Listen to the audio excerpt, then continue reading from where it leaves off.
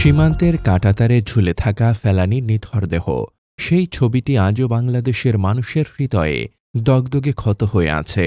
সেই ক্ষত মেরামতে গুলশানে ফেলানীর নামে সড়কের নামকরণের দাবি উঠেছিল আরও আগে। অবশেষে সেই নামকরণ হল। ফেলানী এভিনিউয়ের নামফলক উন্মোচিত হল।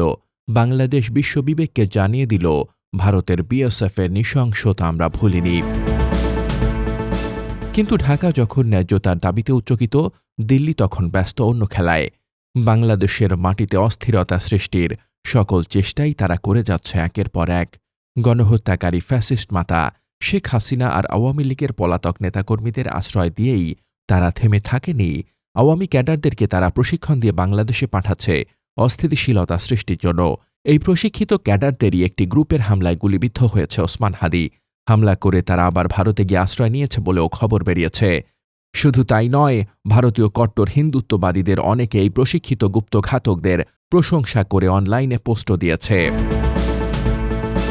ভারতের এই আগ্রাসী আচরণের প্রতিবাদে ঢাকার রাজপথ বিক্ষুব্ধ ছাত্র জনতার মিছিলে কেঁপে উঠেছিল। ভারত হাসিনা পালে, এই ভারত কসাই পালে। তাদের লক্ষ্য ছিল ভারতীয় দূতাবাস ঘেরাও, কিন্তু পুলিশি বাধায় দূতাবাস ঘেরাও কর্মসূচি শেষ পর্যন্ত সমাবেশ দিয়ে শেষ হয়।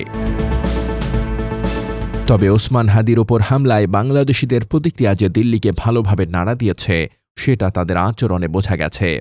হাদির ওপর হামলার প্রতিবাদে আয়োজিত সর্বদলীয় সমাবেশের ঘোষণাও তাদের ভয়ের আরেক কারণ। সে কারণে দূতাবাসে কোনো ধরনের হামলা না হলেও নিরাপত্তা নিয়ে শঙ্কায় পড়ে গেছে তারা। দিল্লি বাংলাদেশের হাইকমিশনার রিয়াজ হামিদুল্লাহকে তলব করে তাদের দূতাবাসের নিরাপত্তা চেয়েছে। আন্তর্জাতিক কূটনৈতিক রীতি মনে করিয়ে দিয়ে তারা এই নিরাপত্তা দাবি করেছে। অথচ এই ভারতই এর আগে আন্তর্জাতিক রীতির কোনো তোয়াক্কা না করে দিল্লির মার্কিন দূতাবাসের নিরাপত্তা সরিয়ে নিয়েছিল। ভারতের কাছে তাদের নিজেদের স্বার্থটাই বড়, তাই দ্বিমুখী আচরণে তাদের কোনো লজ্জা হয় না। বাংলাদেশে ভারতীয় মিশনের পূর্ণ নিরাপত্তা দিচ্ছে সরকার, অথচ ভারতের আগরতলায় বাংলাদেশের মিশনে নজিরবিহীন হামলা হয়েছিল। আগরতলাতে আমাদের মিশনের উপর আক্রমণ হয়েছিল।